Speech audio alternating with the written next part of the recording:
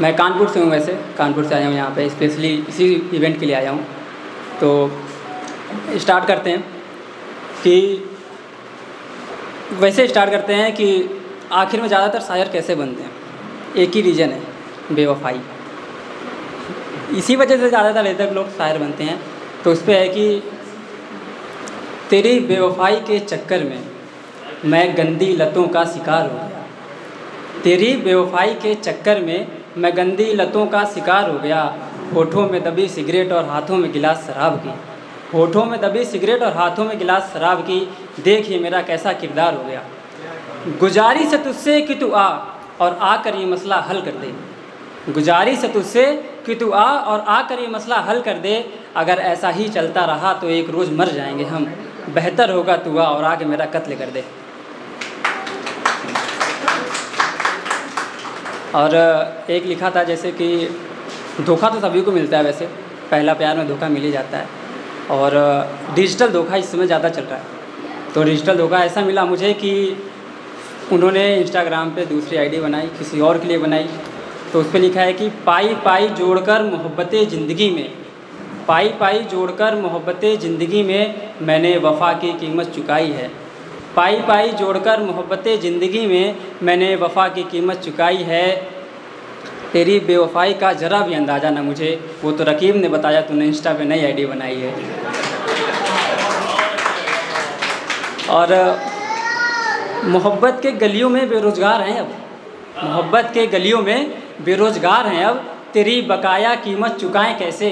मोहब्बत के गलियों में बेरोज़गार हैं अब। तेरी बकाया कीमत चुकाएं कैसे। और इतने दर्द देकर कहती है उदास क्यों हो। इतने दर्द देकर कहती है उदास क्यों हो। ना समझ है कोई समझाओ इसे। इतने दर्द में भला हम मुस्कुराएं कैसे। और एक लिखा था कि मुझे गुप्त सूत्रों से पता चला कि उनका नया चाहने वाला किसी दूसरे नगर का, मतलब दूसरे शहर में रहता है वो।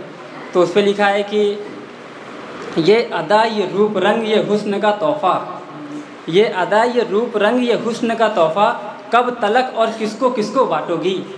ये अदा ये रूप रंग ये हुस्न का तोहफ़ा कब तलक और किसको किसको बांटोगी। अनगिनत दिल घायल करके अपने ही नगर का, कि आप दूसरे नगर वालों का भी काटोगी। और मैं वैसे गुड़गांव में जॉब करता हूँ।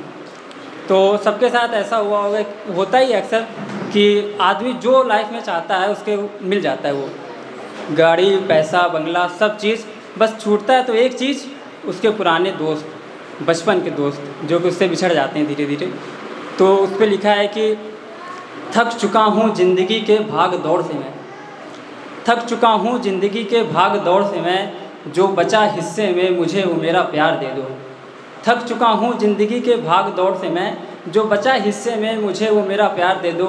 ये पैसा, गाड़ियाँ, पापा की परियाँ तुम ले लो, बस मुझे मेरा यार दे दो, बस मुझे मेरा यार दे दो। जल चुका हूँ ज़िंदगी के धूप से मैं, जल चुका हूँ ज़िंदगी के धूप से मैं, जो सजा चाँद से मुझे वो चाँदनी रात चार दे दो।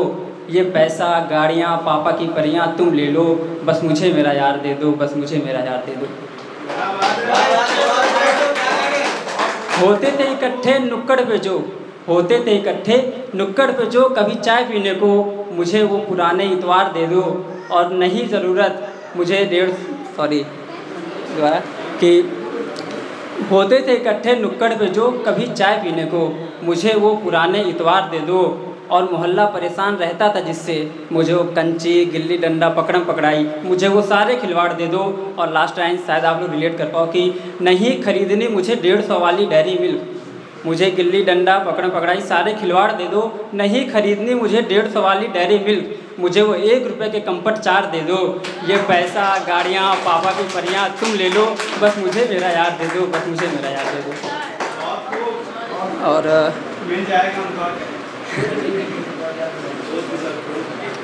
और एक लिखा था कि जैसे कि ज़िंदगी अधूरी होती है जैसा कि साथ ना होगा किसी का, तो किसी ना किसी का साथ चाहिए होता है। तो जैसे मेरी गर्लफ्रेंड काफ़ी टाइम से नहीं बन रही थी तो मैंने अपने मतलब किसी ने मुझसे कहा कि आप छोटे बालों में अच्छे नहीं लगते हो तो अपने बाल बड़े कर लो थोड़े। तो मैंने बाल अभी तो कटा लिए मैंने, वैसे बाल मेरे बड़े बड़े थे काफ़ी। तो कहने लगे मतलब सेम रिजल्ट, बाल बड़े करने के बावजूद भी कोई चीज़ अपनी बनी। रिजल्ट का कुछ नहीं मिला, तो तब लिखा था कि ये बाल बढ़ाए हैं हमने ताकि ये आगे बात बढ़े, ये बाल बढ़ाए हैं हमने ताकि ये आगे बात बढ़े, तंग हुआ इन गलियों से कोई तो संग बैराज चले। हमारे कानपुर में गंगा बैराज है, वहाँ पे काफ़ी लोग घूमने जाते रहते हैं। तो ये कि तंग हुआ इन गलियों से कोई तो संग बैराज चले, और बिखर जाएं जब बाल हमारे कोई बाल बनाने वाली हो, पिज्ज़ा बर्गर सब खाते हैं कोई चाय पिलाने वाली हो।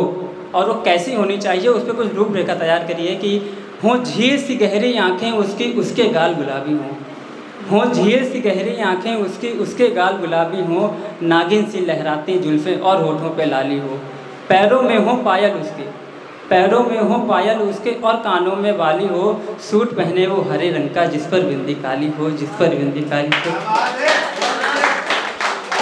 और आखिरी की कुछ लाइनें हैं कि कुछ ख्वाब सजाए हैं हमने कोई उनको बुनने वाली हो, कुछ ख्वाब सजाए हैं हमने कोई उनको बुनने वाली हो, गज़लें बहुत सी लिखने पर कोई तो सुनने वाली हो, गज़लें बहुत सी लिखने पर कोई तो सुनने वाली हो। और एक लिखा है कि बिछड़ जाता है कोई, और जिसको बिछड़ना होता है वो बिछड़ जाता है, इग्नोर करता रहता है आपको। तो उस पर लिखा था कि सुनो ना तुम अब बदल गई हो, तुम अब पहले जैसी नहीं हो, सुनो ना तुम अब बदल गई हो, तुम अब पहले जैसी नहीं हो। पहले तुम मुझसे हर बात बताती थी, कॉलेज में क्या हुआ घर का हाल कुछ ना छुपाती थी। हाँ माना कि तुमसे दूर हैं हम, पर क्या करें ज़िंदगी की चाल से मजबूर हैं हम। इसका ये मतलब तो नहीं कि हमारी बात ना हो, तुम खुद सो चैन से हमारी हंसी रात ना हो। हाँ तुम्हें याद करके उदास होते हैं मगर रोते नहीं हैं हम, तुम्हें याद करके उदास होते हैं मगर रोते नहीं हैं हम। ये आँखें इसलिए भी लाल हैं हमारी क्योंकि तेरी याद में सोते नहीं हैं, क्योंकि तेरी याद में सोते नहीं। बहुत बहुत धन्यवाद, आप लोगों ने बहुत ध्यान से सुना, शुक्रिया।